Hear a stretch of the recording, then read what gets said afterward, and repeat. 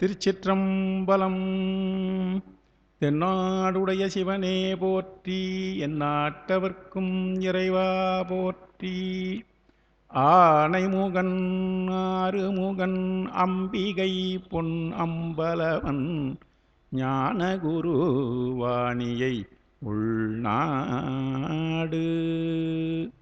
எல்லாம் வல்ல தில்லைக்கூத்தனுடைய திருவுருளாலே சிவஞான அருள்நெறி அறக்கட்டளையினுடைய சார்பிலே தொடர்ச்சியாக 11ஆம் திருமுறையிலே 24வது பதிகமாக இடம்பெற்றிருக்கின்ற சிவபெருமான் திரு மும்மணிக்கோவை என்கின்ற இளம்பூரணப் பெருமான் அடிகள் ஆக்கி தந்த அந்த நூலினுடைய 22வது பாடல் 21வது பாடல் வரை சென்ற அமர்விலே நிறைவு செய்திருக்கிறோம். 22வது பாடல். இந்த பாடலிலே பெருமானே, நீங்கள் செய்கிற செயலானது எதற்காக செய்கிறீர்கள் என்பது எங்களுக்கு புரியவில்லை. ஒரு வித்தியாசமாக இருக்கிறது, எங்களை வியக்கச் செய்கிற தன்மையிலே இருக்கிறது என்கின்ற ஒரு 3 வினாக்களை விழுகின்றார்கள். நெஞ்சிற்கொண்ட வஞ்சமோ உடைத்தே மடவோர் விரும்பும் விளையாட்டு இயல்போ மருள்புரி கொள்கை நின் தெருளாமையோ. மருள்புரி கொள்கை நின் தெருளாமையோ யாதாகியதோ. எந்தை நீதி என்று உடைதலை நெடுநிலா வெறியல் கடைதல் என்று அருளி சூடிய பொருளே. நீங்கள் செய்கிற ஒரு செயல், பெருமான் செய்திருக்கிற ஒரு செயல், இது சாதாரணமான செயல்பாடு. பெருமான் கழுத்திலே சூடி இருக்கின்ற மாலை, இந்த மாலையை சூடி இருக்கின்ற இந்த செயலானது எங்களுக்கு ஒரு மருளை தருவதாக இருக்கின்றது. எதனால் நீ இது மாதிரி அந்த மாலையை சூடிக்கொண்டிருக்கிறாய் என்பது எங்களுக்கு அறியாமை தருகிறது. ஒருவேளை நீங்கள் இந்த மார்பிலே இணைந்திருக்கின்ற இந்த மாலை எந்த மாலைன்னு சொல்ல பாருங்க. உடைதலை நெடு நிலா வெறியல், அதுதான் மாலை. 5வது வரியிலே உடைதலை நெடு நிலா வெறியல். உடைதலை என்பது தலைமாலையை சூட்டிக் கொள்வது சொல்கிறார்கள். உடைதலை என்றால் அழிந்துவிட்ட உடலினுடைய தலையிலே இருக்கின்ற அந்த மண்டை ஓடுகளால் ஆகிய மாலையை பெருமான் சூட்டி கொண்டிருக்கின்ற அந்த உடை தலை மாலை என்று சொல்லப்படுகின்ற அந்த மாலையை நீ சூட்டிக் கொண்டே தலைக்கு தலைமாலை பூண்டதென்னே என்கின்ற ஒரு அருமையான பாடல். தலைமாலை சூடிக்கொண்டு இருக்கின்றதை நாங்கள் எவ்வாறு கருதுகிறோம் என்றால், ஒரு விளையாட்டாக இருக்கின்றதா? விளையாட்டு அதுவும் அறியாமையில் ஆழ்ந்திருக்கின்றவருடைய விளையாட்டாக இருக்கின்றதா? இல்லை ஏதாவது வஞ்சகம் உடையதாக இருக்கின்றதா? இல்லை மருள்புரி கொள்கை என்றால் ஒரு அறியாமையில் காரணமாக தெளிவு பெறாமல் இருக்கின்ற காரணத்தினாலே உங்களுக்கு அந்த மருளை தருகின்ற தன்மையாக இருக்கிறதா என்று 3 வினாக்களை வினவுகின்றார்கள். இந்த தலைமாலை சூடிக்கொண்டிருக்கின்ற செய்தல் தான் இந்த உடை தலையின் நெடுநிலா வெறியல் என்பதற்காக. உடை தலை என்பது மண்டையோடுகளையும் நீண்டதாக இருக்கின்றதையும், நிலாவி இருக்கின்றது என்றால் பெருமானுடைய மார்பகத்திலே நிறைந்திருக்கின்ற வெறியல் என்றால் மாலை. இவையெல்லாம் வித்தியாசமாக இருக்கிறது. கடைதல் என்று அருளி செய்தி என்றால், கடைதல் என்கின்ற சொல்லுக்கு அசைந்திருத்தல்னு பேர். எங்கே அசைந்து கொண்டிருக்கிறன்னா, மாலை எங்கே அசையும் என்றால் மார்பிலே தான் மாலை சூடிக்கொள்வார்கள். அந்த மார்பிலே அசைந்து கொண்டிருக்கின்ற மாலை அருளி சூடிய பொருள் இருக்கின்றதே, இந்த சூடியத்தினுடைய பொருள் எங்களுக்கு, உன்னுடைய கருத்து எங்களுக்கு ஒரு என்ன என்று புரியவில்லை. ஆனால் அறியாமையிலே இருக்கின்றவர்கள் என்ன நினைக்கின்றார்கள் என்றால், பெரியமான் ஏதோ ஒரு வஞ்சத்தினால் இதை செய்திருக்கிறாரா? வஞ்சம் உடையதாக இருக்கின்றதா? இல்லை அறியாமையிலே இருப்பவர்கள் செய்கிற ஒரு விளையாட்டு தான், மடவோர் விரும்பும் நின் விளையாட்டினாலோ, இல்லை தெருளாமை என்கின்ற எல்லாவற்றையும் அறிந்து கொள்ளாமல் இருக்கிற ஒரு செய்கையோ என்று வினாவை தோன்றுகின்றது. ஆனால் பெருமான் அவ்வாறு இல்லை என்பதை இங்கு ஒரே ஒரு சொல் கொடுத்துருக்கான் பாருங்க. அருளி சூடிய பொருளே. பெருமானே, நீ எதை செய்தாலும் அறியாமையில் இருக்கின்றவர்கள் முன்ன சென்ற ஒரு 3 பாடலுக்கு முன்னே இளையோர்னு ஒன்று இருக்கும். இளையோர் என்றால் அங்கே அறியாமையிலே இருக்கின்றவர்கள். அந்த அறியாமையிலே இருக்கின்றவர்கள் தான் அவ்வாறு அறிந்து கொள்வார்கள். ஆகையினால் அவ்வாறு அவர்களுக்குத்தான் இது தோன்றுமே ஒழிய நீங்கள் சொல்லுகிற மாதிரி இந்த வினவக்கின்ற மாதிரி எதுவும் இல்லை. இந்த இரண்டுமே இயல்பாக இருக்கவில்லை, ஒரு வஞ்சமாக இருக்கிறதா என்றெல்லாம் வினவுகிறார்கள். அது இல்லை. இது விரும்புகின்ற விளையாட்டு. நீ இதை எவ்வாறு செய்கிறாய் என்றால் விளையாட்டாக விரும்பி செய்கிறார். பெருமானுடைய அருளிப்பாடுகள் எல்லாரும் விளையாட்டாகத்தான் செய்வார்கள். அவர் விளையாட்டல் 64 விளையாடல் பற்றி ஒரு புராணமே இருக்கிறது. அவர் விளையாடல் எல்லாம் அது பார்க்குற பொழுது பாலன் விருத்தன் குமாரன் ஆகிய படலம் என்று இருக்குது. அதை படித்து பார்த்தோம்னா அந்த அளவுக்கு பெருமான் இருக்கிறார் என்றால் ஒரு ஒரு பெருமாட்டிக்கு அருள் புரிவதற்காக அவ்வாறு செய்திருக்கிறார் என்று உன்னுடைய விளையாட்டு அவ்வாறு இருக்கிறது. இங்கே உன்னுடைய அருளி சூடிய பொருளே என்கின்ற அந்த அருளி என்கின்றது தான் சூடி இருக்கிறார். அருள் காரணமாக இது இருக்கிறார். அருள் காரணத்தில் வருவார் என்று சித்தாந்தத்தில் ஒரு தொடர்பு இருக்குது. பெருமான் அருள் காரணத்தில் வருவார். எப்பொழுது அடியார்களுக்கு அவர் அருள் புரிவதற்காக வருவார் என்றால் அருள் காரணமாக வருவார். அருள் தான் பெருமான்கிட்ட இருக்கிற ஒரு பெரிய பொருள். நமக்கு அன்பு அதிகமாக நம்ம செலுத்தினாக்கா பெருமானுடைய அருள் நமக்கு கிடைக்கும். அருள் எனும் அன்பின் குழவி திருக்குறள். ஆகையினால் இந்த அன்புக்கும் அருளுக்கும் தொடர்பு இருக்கிறது. பெருமானே உன்னுடைய அருள் காரணமாக இருக்கிறது. உன்னுடைய செயல்கள் எல்லாம் அருள் காரணமாக நிகழ்கின்றது. ஆதலால் இப்படிப்பட்ட அருளை கொண்டு நீ இதையெல்லாம் செய்து கொண்டிருக்கிறாய். ஆகையினால் இதில் என்ன சொல்லிடுறார், இவரே கேள்வி கேட்டுட்டார். இந்த ஆசை இளம்பெருமான் அடிகளே வஞ்சமோ விளையாட்டோ தெருளாமையோ மருள் புரிந்து இருக்கின்ற கொள்கையுடையமையோ இவ்வளவும் கேட்டாருன்னா இதுக்கு இலக்கணத்தில் வஞ்ச புகழ்ச்சியானின்னு பேர்.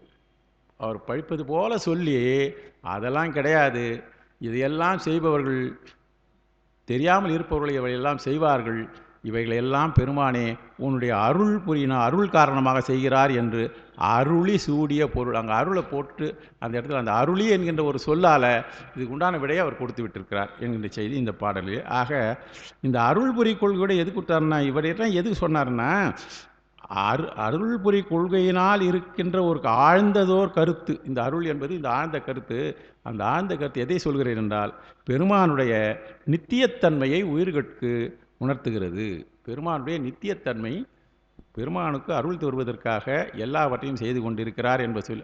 அந்த மலையை தலைமாலை சூடியதுக்கு ஒரு பெரிய வரலாறே இருக்கிறது, அது தெரியும். அதை பற்றி நிலமாக சொல்ல வேணாம். ஆக இது எல்லாமே ஒரு காரணத்தினால்தான் அவர் செய்திருக்கிறார் என்கின்ற காரணம். அடுத்தது வெண்பா. இந்த வெண்பாவானது தோழியினுடைய கூற்றாக அமைந்திருக்கிறது. என்னென்னா, நாங்கள் கேட்டால் நீ எதையுமே கொடுக்க மாட்டேன்ற, யாரெல்லாம் கேட்டால் எதையோ கொடுக்குற, இது சாதாரணமான உலகியல் செய்தி. சிவபெருமான் அவ்வாறு செய்வதாக அந்த தோழி சொல்லுகிறார். இந்த தோழி எப்போ சொல்லுகிறார் என்றால், தோழி யார்கிட்ட சொல்கிறாருன்னா தலைவிக்கிட்ட தான் சொல்கிறார். பெருமான்கிட்ட போய் மாலை வாங்கினுவான்னு சொல்கிறார். ஒரு இதழாவது கொண்டு வா, மாலை கொடுக்கவில்லைன்னா ஒரு இதழாவது கொடுத்துன்னு வா, வாங்கினுவா பெருமான் இடத்துல போய், நான் வினவினேன் என்று எனக்காக கேட்டேன் என்று வாங்கினோம். அதுக்கு அந்த அம்மா சொல்கிறா, தூது சென்று சொல்லுகிற ஒரு தலைவிகிட்ட தோழி சொல்கிறா, இந்த பெருமான்கிட்ட போய் நான் கேட்குறேன், நீ சொல்கிறன்னிட்டு போய் கேட்டாக்கா அவர் யார் யாருக்கெல்லாம் முழுமையாக என்னமோ கொடுக்குறாரு. நீ சொன்னன்னு நான் போய் அவர்கிட்ட கேட்டால் ஒரு இதழ் கூட கொடுக்க மாட்டேன்றார். சிலருக்கெல்லாம் மாலையே கொடுக்குறாரு. மாலை என்பது எவ்வளோ மலர் இருக்கிறது, எல்லாம் இருக்குது. நம்ம கேட்டாக்கா ஒரு எருக்கு மலருடைய இதழாவது ஒன்று கூட நீ சூடுகிற புல் எருக்கின் ஒரு இதழ் கூட கொடுக்க மாட்டேன்றார் என்ற ஒரு செய்தி, அருமையான செய்தி. ஆக தூது செல்லுமாறு தலைவிக்கு தலைவரது அன்பின்மையை கூறி இயற்பழித்தது என்கின்ற ஒரு இலக்கணம் இருக்கிறது இலக்கியத்திலே, அகத்துறை இலக்கியத்திலே. இயற்பழித்தல், தோழி தலைவிக்கு இயற்பழித்தல் என்று செல்லும் மாட்டேன் என்பதற்காக ஒரு காரணத்தை சொல்வது என்பது. சரி, என்ன பாட்டுன்னு பாருங்க. பொருளாக யான் இறந்தால் புல் எருக்கின் போதும் அருளான். இதுவரைக்கும் தனித்தொடர். பொருளாக, பெருமானே நீங்கள் எனக்கு இந்த பொருளை கொடுக்க வேண்டும் என்று. பொருள் என்றால் ரொம்ப மெச்சத்தகுந்த ஒரு தன்மையாக, அந்த மெச்சத்தகுந்த தன்மையாக பெருமானே உன்னிடத்திலே நான் இறந்து கேட்கிறேன், என்னுடைய தலைவிக்காக உன்னுடைய எருக்கின் உடைய நான் கேட்குறேன், ஒரு மாலையை கொடுன்னு கேட்டால் தோழி ஏதாவது ஒரு அடையாளமாக ஒரு கொடுத்து அனுப்புன்னு கேட்குறா. இல்லை, நான் கேட்டால் ஊஹூன்னுட்டு என்ன எது கூட கொடுக்கலையா. புல் எருக்கின் போது, போது என்றால் ஒரு இதழ். புல் எருக்கு, அனைவரும் எளிமையாக கருதுவது, மிக உயர்ந்ததாக கருதாதது, அதுதான் பெருமான் சூடிக்கொண்டு இருக்கிறார். அந்த புல் எருக்கினுடைய ஒரு இதழை கூட அருளான், நமக்கு அருள் செய்ய மாட்டான். ஆனால் மற்ற அல்லாதார் வேண்டின், மற்றவங்களாம் யாராவது கேட்டாங்கன்னா, தெருளாத பான்மரவா மான்மரிக்கை பையன் பகட்டுரையான் தான் மரான் பைங்கொன்றைத்தார். வேறவங்களையா கேட்டாக்கா என்ன பண்ணுறாரான், பைங்கொன்றை தாரையே கொடுக்குறாராம், கொன்றை மாலையே கொடுக்குறாராம்.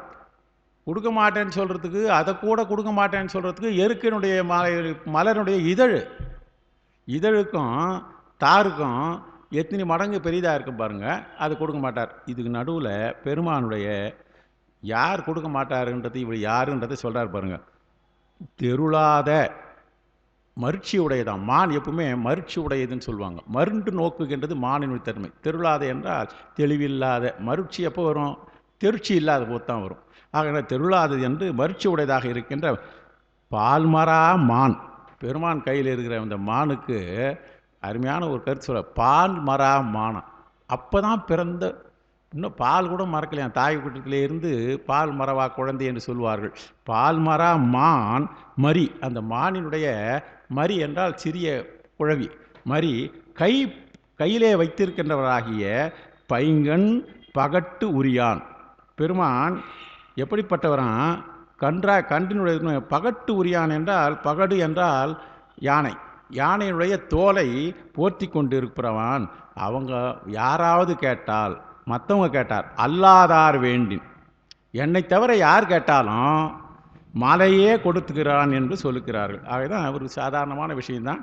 குழவி பருவத்தை இருக்கின்றதும் தெருளாததும் பால் மறவாததுமாகிய மான் கன்றை கையில் உடையவன் பெருமான்.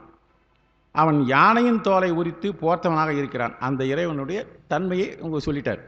அவர் எனக்கு கொடுக்கவில்லை என்பதை, கொடுக்க மறுக்கிறான் என்பதை அருமையாக சொல்கிறார். என்னன்னாக்கா, ஏன் சார் இன்னும் இவர் கொடுக்காது இருக்கிறாங்கன்னாக்கா, நம்முடைய சித்தாந்தப்படி கருத்து கொள்ள வேண்டியது, இன்னும் பக்குவம் வரவில்லை. எவ்வளோ பேருக்கு பெருமான் திருவுள் வாய்க்காமல் நாம் எல்லாம் அலைந்து கொண்டிருக்கிறோம். இன்னும் அவர்களுக்கு கொடுக்கவில்லை. அருளவில்லை என்றால் எப்போது வரும், பரிபக்குவம் இருக்கு ஆன்மாவுக்கு தான் பெருமான் என்ன பண்ணுவார், அருள் செய்வார். ஆகையினால் இன்னும் அந்த பக்குவம் நமக்கு இல்லை என்கின்ற கருத்து இந்த பாடல் மூலமாக நமக்கு தெரிய கிடைக்கிறது. எந்த செய்தியாக இருந்தாலும் திருமுறை பாடல்களிலே உள் நோக்கமான ஒரு அருமையான ஒரு நல்ல கருத்து இருக்குது. நம்ம அப்படித்தான் உணர்ந்து கொள்ள வேண்டியது கட்டாயத்தில் இருக்கிறோம். அப்படி உணர்ந்து படித்தால்தான் திருமுறையை படிப்பதற்கு ஒரு வாய்ப்பு இருக்கும். அடுத்தது கட்டளை கலித்துறை. தாரிளம் கொன்றை நல் ஏறு கடாவி தலைமை மிக்க ஏரிள மென்முலை பொன்மலையாட்டிக்கு என்றே இவனோர் பேரிளம் கொங்கை பிணாவோடும் கூடி பிறை கொழுந்தின் ஓரிளம் துண்டம் சுமந்து ஐயம் வேண்டி உழிதருமே. இந்த பெருமான் இளம் கொன்றை நல் ஏறு கடாவி, இளம் கொன்றை மாலையை அணிந்து கொண்டிருக்கிறான். முதல் வரியில் இளம் கொன்றை அவர் சூடிக்கொள்வது, நல் ஏறு கடாவி, இந்த நல்ல முன்ன போடுங்க, நல் தார் இளம் கொன்றை அதை அணிந்து கொண்டிருக்கிறார். ஏறு கடாவி என்றால் இடப வாகனத்திலே ஏறு, ஏறு கடாவுதல் என்றால் வாகனத்திலே பயணம் செய்தல், செலுத்துதல்னு பேர். ஏறு கடாவுதல் என்ற தேர், சல்லியன் துரியோதனனுக்காக கர்ணனுக்கு தேர் கடாவினான் சொல்வார். இந்த கடாவுதல் என்பது செலுத்துதல். அப்படிப்பட்ட ஏறு கடாவி தலைமை மிக்க ஏரிள மென்முலை பொன்மலையாட்டிக்கு என்றே. அதுக்கப்புறம் நான் அடுத்து சொல்கிறாரு, தலைமை மிக்க, தலைமை என்றால் எல்லா விதத்திலும் சிறப்பு உடையவளாக இருக்கின்ற பெருமானுக்கு தலைமை மிக்கவர். பெருமான் தலைமை உடையவன், உலகத்துக்கெல்லாம் தலைமை உடையவன். அவருக்கு மலையாட்டியாக இருப்பவள் பொன்மலையாட்டி என்று சொல்கிற பொன்மலையில் இருக்கின்ற அதாவது மலையானுடைய மகளாக இருக்கின்ற பெண்ணு, அவளும் தலைமை மிக்கவளாகத்தான் இருக்கிறார்கள். அப்படிப்பட்டிய பார்வதி தேவிக்கு அப்படின்னு சொல்லி அங்கே நிறுத்துறாரு. எற்றே என்ன அப்படின்னா அவங்களுக்கு ஒன்றும் இல்லை. என்ன சொல்லிடுறாரு இந்த பெருமான், ஒரு காரியம் செய்கிறாரு. பிறை கொழுந்து எற்றே இவன் ஓர், இப்போ பெருமானுடைய செயல்பாடு ஒன்று சொல்கிறார் பாருங்க. எற்றே அப்படியே நிறுத்திடுறோம், உமையாட்டிக்கு சொல்லிட்டாரு. இவன் இந்த சிவபெருமான் பேர் இளம் கொன்றை பிணாவோடும் கூடி, பேர் இளம் கொங்கை பிணாவோடும் கூடி என்பதற்கு பேர் இளம் கொங்கை பிணாவாகி என்பது இங்கே கங்கையாலை குறிக்கிறது. பெயர்த்து தருகின்ற தன்மை உடையதாக இருக்கின்ற, நீர்வீழ்ச்சி உடையதாக இருக்கின்ற, இளமை உடையவளாக இருக்கின்ற, பெண்ணாக இருக்கின்ற பிணா என்ற அந்த பொன் பிணா என்பது இங்கே பெண்ணு தான். பிணாவோடும் கூடி, பிணா என்றால் இளமை மிக்க பெண்ணுக்கு பிணா. பிணா இப்போ அதாவது விலங்குகளிலே பிணா என்று சொன்னால் இளம் பருவத்தை உடையதுக்கு சொல்லுவாங்க. பிணாவோடும் கூடி, கூடி அது மட்டும் இல்லை, பிறை கொழுந்தின் ஓர் இளம் துண்டம் சுமந்து. இப்போ 2 விஷயம் சொல்கிறாரு. இவர் மனையாட்டி இருக்கிறாங்க, இந்த அம்மா நல்ல பெரிய தன்மை உடையவளாக தான் இருக்கிறாங்க. அவங்களுக்கு என்ன ஆச்சு, என்ன அவங்க கண்டுக்காது இருக்கிறாங்களே என்ற மாதிரி கொண்டாடுறாருங்க. இவள் பிணாவோடும் கூடி பிறை கொழுந்தின், பிறை கொழுந்தை சூடியிருக்கிறார் என்பது நல்லா தெரியும். இளம்பெரிய சூடியிருக்கிறார். ஓர் இளம் துண்டம், அதில் இருக்கிற ஒரு சிறிய துண்டை தலையிலே சுமந்து சுமந்து ஐயம் வேண்டி, இதுவும் இவ்வளவும் போட்டுன்னு அவர் இந்த வேஷத்தோட என்ன பண்ணுறாராம், கங்கை சூடின்னு எல்லாம் இருக்கார். ஐயம் வேண்டி உழிதருமே. ஐயம் என்றால் வீடுகள் தோறும் சென்று பாத்திரத்தை வைத்து கொண்டு ஐயம் கேட்டு, உழிதருமை என்றால், உழிதருதல் என்றால் திரிதல்னு பேர். ஐயம் வேண்டுதல் என்பது பலி ஏற்றுதல், பலி கொள்ளுதல் என்றால் பெருமான் பலி ஏற்கிறார். உழிதருதல் என்றால் இங்கே திரிதல். உழிதருதல் என்றால் திரிதல் என்கின்ற அருமையான தொடர் இது. உழிதருமை என்றால் திரிகிறார். இந்த பெருமான் ஏன் இந்த மாதிரி ஊர் ஊராக போய் இந்த மாதிரி தலையில் ஒரு சூடிக்கொண்டு எல்லாம் பாருங்கள், பெருமான் என்னெல்லாம் அணிந்து கொண்டு இருக்கிறாரோ அத்தனையும் வச்சே இவங்க பேசிகிட்டு இருக்காங்க. பலி பெற்று திரிகிறார். இந்த பெருமான் 2 விஷயம் சொல்லிட்டாரு. எதிலே வருகிறாருன்னு சொல்லிட்டாரு என்று ஏன் இது மாதிரி செய்கிறாரு என்று இதுக்கு ஒன்றுமே தெரியலையே. நமக்கு இதுக்கு என்ன இவ்வாறு செய்கிறார் என்பது ஒன்றும் தெரியவில்லையே, ஒன்றும் தெரியாமல் இருக்கிறதேன்னு ஒரு கேள்வி போட்டு அப்படியே விட்டார். இங்கே மனையாட்டிக்கு எற்றே, அந்த அம்மையாரும் அதை பற்றி அவங்க பற்றி கருதவே இல்லை. மனையாட்டிக்கு எற்றே என்றார். இந்த பெருமான் எப்பொழுதுமே கங்காதேவிக்கு இளம்பரை, உமைக்கு கொன்றை மாலை. இந்த உமையம்மைக்கு என்ன சொல்கிறாரு, கொன்றை மாலை. உமையம்மை இருக்கிற இடம் பாகம், இடபாகம். அந்த இடத்துல மேலே என்ன சூடின்னு இருக்காரு. இந்த 2 கருத்து சொல்கிறாங்க. உமையம்மை எங்கே இருக்கிறார், இடபாகத்தில் இருக்கிறார். அவங்களுக்கு அவங்க பக்கத்தில் இருக்கிற போது அந்த கொன்றை மாலை அவங்களுக்கு சேர்த்து வருதா இல்லையா. உமையம்மைக்கு கொன்றை மாலையும், கங்காதேவிக்கு எதை சூடி இருக்கிறார்கள் பக்கத்தில், இளம்பிறை, இளம்பிறையையும் சூடி இருக்கிற ஒரு குறிப்புங்க கொடுக்குறாருங்க. கங்காதேவிக்கு இளம்பிறை, உமையம்மைக்கு கொன்றை மாலையை இங்கே குறிப்பாக கொடுக்கிறார்கள். ஓர் பொருள் பேர் இளம் கொன்றை பிணா என்று சொல்கிறாங்க இல்லையா கங்காதேவியை. கங்காதேவிக்கு ஓர் பேரிளம் கொங்கை பிணான்னு சொல்லிட்டாரு. பொன்மலையாட்டிக்கு உமாதேவின்னு சொல்லிட்டாரு. ஆகையினால உமாதேவி வந்து பெருந்தேவின்னு சொல்கிறாரு. இங்கே தலைமைமிக்க பெருந்தேவின்னு சொல்லிவிட்டார். ஆகையினால இவன் இத்தகையமாக இருக்கின்றதுனால தான் எல்லாரும் ஒரு மாதிரி யோசனை பண்ணுறாங்க, அது எதனால் அந்த மாதிரி இருக்கிறான்னு தெரியலன்னு. இது சேக்கிழார் பெரிய புராணத்தில் ஒரு 3 இடங்களிலே எனக்கே தெரியவில்லைன்னு சொல்வார். நீங்கள் மொத்தமாக பார்த்தீங்கன்னா அது ஒரு ஆராய்ச்சி பண்ணி தான் எழுதியிருக்காங்க. அதில் ஒரு இடம் மட்டும் சொல்கிறேன். அது இந்த பாடலோட தொடர்புடையது. உன்னுடைய மனைவி எனக்கு வேணும்னு கேட்குறார் ஒரு நாயனார்கிட்ட போய், இயற்புய நாயனார்கிட்ட கேட்க போகிறார். அந்த கேட்க போகின்ற பொழுது சேக்கிழார் சொல்கிறார், இவர் ஒரு வேஷம் போட்டுன்னு வராரு, ரொம்ப எல்லாரும் பெண்களெல்லாம் விரும்புகிற வேஷமாக கூட இல்லை, விரும்பாத வேஷமாக வராரு. இவர் வருகிறத பார்த்தா, இவர் இதுக்கு பின்னால் செய்கிற தொழிலை பார்த்தாக்கா உமாதேவி கிட்ட சொல்லிட்டு வந்தாரா, அவங்களுக்கு தெரியுமா, தெரியாத வந்ததா என்பதை யாம் அறியோம்ன்ற சேக்கிழாருடைய சுய செய்தியாக கொடுப்பது யாம் அறியோம். இது மாதிரி யாம் அறியோம் என்கின்ற இடங்கள் 3 இருக்கிறது. 1 என்னை சொல்லிட்டேன். அதனால் இந்த பெருமான் இங்கே அதே மாதிரி தான். அந்த அம்மாவுக்கு மாலை என்ன மாலை கொடுத்துருக்காரு, கொன்றை மாலை கொடுத்துட்டாரு. அது தச்சையெல்லாம் அவங்க இருக்கிற இடம் அது, அங்கே மாலை இருக்கிறது, அது சொல்லிட்டாரு. இந்த அம்மையார் இருக்கிற இடம் வந்து மேலே கங்கை இருக்குது, அங்கே தான் பிறையை சூடி இருக்கிறாரு.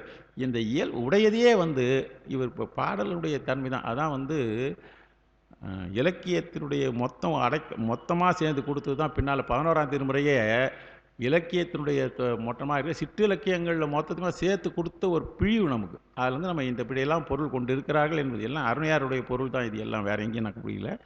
இத்தகையனா இருத்தல் தலைமிக்க பொன்மலையாட்டிக்கு இவன் தனது கொன்றை மாலையை வழங்கியதால் என்ன என்று எனக்கு புரியவில்லை என்று போட்டு அப்படியே நிறுத்திட்டார். நாம் அதை என்ன உணர்ந்து கொள்கிறோம் என்பதை அவரவர்கள் கருத்துக்கு ஏற்ற மாதிரி இருக்கலாம். இயல்பாக இருப்பது இதை இவ்வாறு கூடி கொள்கிறார். இப்போ எப்படி மாலருடைய செயல்களை நால்வர் நான்மணி மாலையில் இஷ்டத்துக்கு சிந்திச்சு அவர் சொல்லியிருக்கார் இல்லையா, அதே போல தாங்க. அடுத்தது அகவல். உழிதரல் மடிந்து கழுதுகண் படுக்கும் இடருரு முதுகாட்டு சீரியல் பெருமை புகர்முக துளைக்கை உறவோன் தாதை நெடியோன் பாக நின் சுடர்மொழி ஆண்மை பயிற்று நாவலர்க்கு இடர் தரு தீவினை கெடுதலோ எளிதே. இங்கே இந்த பாடலில் பெருமானுடைய செய்திகள்லாம் சொல்லிகிட்டே வராரு. நடனம் ஆடுவதை சொல்லுகிறாரு.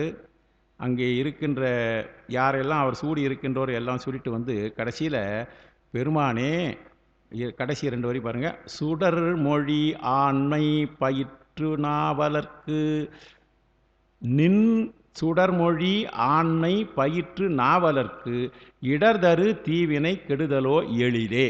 இந்த பாடலுடைய எக்ஸ்ட்ராக்ட் இதுதான். நின் பெருமானே உன்னுடைய சுடர் மொழி, பெருமானுடைய திருவாக்கிலே இருந்து வந்ததாக இருக்கின்ற சுடர் மொழி வேதங்கள். சுடர்மொழி என்றால் இங்கே வேதங்கள். ஆண்மை அதிலே இருக்கின்ற தத்துவங்களை பயிற்று நாவலர்க்கு, நாவலர் பயிற்றுகிறார்கள் என்றால் அந்த வேதங்களினுடைய தன்மைகளை வேதங்களுடைய பொருள்களை எல்லாம் தொடர்ந்து தொடர்ந்து வேதங்களிலே சிறப்பு உடையதாக ஆண்மை என்பது ஆளும் தன்மைங்க. ஆண்மை என்பதற்கு ஆளுகின்ற தன்மை என்று பொருள் இருக்கிறது. வேதத்தை ஆளும் தன்மை என்றால் வேதத்தினுடைய பொருள்களை மற்றவர்களுக்கு சரியாக தெரியும்படியாக பயிற்றுவிக்கிற ஒரு தன்மை. பயிற்று வைக்க வேண்டுமென்றால் அது உணர்ந்தால் தான் தெரிய முடியும். உணராதவங்களால் தெரிவிக்க சொல்லது என்றால் அது வாயசைத்தல் மாதிரி ஆகிடும். உணர்ந்து தான் அதை சொல்ல வேண்டும். ஆக உணர்ந்துகின்ற தன்மை இருந்து மற்றவர்களுக்கு தெரிவிக்கின்ற தன்மை இருக்கின்ற நாவலர் என்றால் நாவன்மை பொருந்தியவர்களுக்கு. ஆக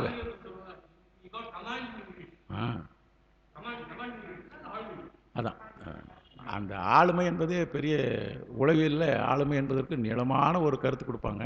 அந்த ஆளுமை இருக்கின்றவர்களால் தான் இதெல்லாம் செய்ய முடியும். அந்த இப்போ இசை வல்லவர்கள் வல்லார்வாய் கேட்டு உணர்கன்னு சொல்கிறது கூட அந்த வல்லார் என்பது அவர்களால் தான் முடியும். திருவருளால் வாய்க்கப்பட்டவர்களால் தான் வல்லார் என்று சொல்கிறார்கள். ஆகையினால நாவலருக்கு இடர் தரு தீவினை என்றால் தொல்லையை தடுக்கின்றதாக இருக்கின்ற வினை. பூமியில் பிறந்துட்ட பிறகு பிறந்ததே ஒரு வினை காரணமாகத்தான். அந்த தீவினையின் காரணமாக வருகின்ற இடர் இருக்கிற துன்பமாகிறது பிறவி என்று சொல்லலாம். அப்படிப்பட்ட தீவினை கெடுதல் எளிது. இந்த வரியில் இதுதான். இப்போ நின் என்று சொல்கிறார்கள் இல்லையா, விழி கொடுத்தார் பெருமானே என்றால் இந்த பெருமான் எப்படிப்பட்டவன் என்பதை சொல்கிறாருங்க. உழிதரல் மடிந்து, நீ ஒரு காரியத்தை செய்து கொண்டிருக்கிறாய், உன்னுடைய காரியம் எப்படி இருக்குது தெரியுமா? உழிதரல் மடிந்து. எப்பொழுதுமே இந்த பேய்கள் நடமாடுத்து தான் இருக்குமா, நடமாடுகின்றது தன்மையுடைய தான் பேய்கள் எப்பொழுதுமே பேய் மாதிரி அலைஞ்சிக்கிறாம்பான்னு சொல்லுவாங்க. நடமாடுகின்ற தன்மையை உடையதாக இருக்கின்றது உழிதருதல் அவனுடைய செயல்பாடு. உழிதறல் என்றால் நடமாடுவது. அந்த நடமாடிக்கொண்டே அலைந்து கொண்டே இருக்கிற தன்மையை கூட மறந்து கழுது கண் படுக்கும் இடருரு முதுகாடு. அந்த நேரத்திலே கூட அந்த முதுகாடு என்று பேய்கள் இருக்கிற இடம் இடுகாடு என்று சொல்வார்கள். முதுகாடு என்றால் முதுமை அடைந்தவர்கள் செல்லுகின்ற காடு. அந்த காட்டிலே இருக்கிற போது இந்த பேய்கள் கூட அலைதலை நிறுத்திவிட்டு சிலர் கொஞ்ச நேரம் அப்படியே கண் படுக்குமா. அவைகள் கூட திரிதலையே தொழிலாக உடையதாக இருக்கின்ற, இரவி முழுவதும் திரிதலையே தொழிலாக எடுக்கின்ற பேய்கள் நடமாட்டத்தை விடுத்து சிறிது நேரம் உறங்குகின்றதாக இருக்கின்ற, கண் படுக்குதல் என்றால் உறங்குகின்ற நேரமாக இருக்கின்ற தன்மை உடையதாக இருக்கின்ற முதுகாடு. அப்படிப்பட்ட இடுகாட்டிலே சீரியல் பெருமை. நீ ஒரு இயலை செய்து கொண்டு இருக்கிறாய். பெருமான் சின இயல் என்றால் இயற்றுதல். எதை இயற்றுகிறார்னா பெருமையானவற்றை இயற்றி கொண்டிருக்கிறார். சீரியல் என்றால் இங்கே நடனத்தை கூறுகிறார். நடனத்தை ஆடிக்கொண்டிருக்கிற பெருமானே இப்போ என்ன சொல்கிறாரு? முதுகாட்டிலே நடனம் ஆடிக்கொண்ட பெருமான் சொன்னார். எல்லாமே தூங்கி கொண்டிருக்கிற நேரம் நாய் உறங்கும் நேரம், பேய் இறங்கும் நேரம்னு நம்ம பெரியவங்க சொல்லுவாங்க. அப்போ அந்த இடத்திலே அந்த நேரத்திலே கூட நீ இயங்கிக் கொண்டிரு நடனமாடிக்கொண்டிரு பெருமானே, புகர் முக துளைக்கை உறவோன் தாதை. நீ யார் தெரியுமா? இங்கே போன ஒரு 6 பாட்டுக்கு முன்னே இன்னாருக்கு தந்தை, இன்னாருக்கு தனையன், இன்னாருக்கு மாமன் என்று சொல்லி வந்தார். அதே மாதிரி இங்கே புகர் முக துளைக்கை உறவோன் தாதை. துளையை உடையதாக இருக்கின்ற பகர் இருக்குங்களா? சரி சரி. என்னுடைய பாடத்துலேயும் பகர் தான். இது உங்களுக்கு யாருக்குங்க? சரி பார்க்கலாம். நான் அது மறுபடியும் ஒரு புகர் தானே? சரி. புகர் முக துளைக்கை உறவோன் தாதை என்றால், புகர் என்றால் யானை குறிக்கிறாங்க. புகர் என்ற சொல்லு யானை குறிப்பது. பகர்னா யானைக்கு தொடர்பு வராது. புகர் முக துளை புகர் என்றால் யானை.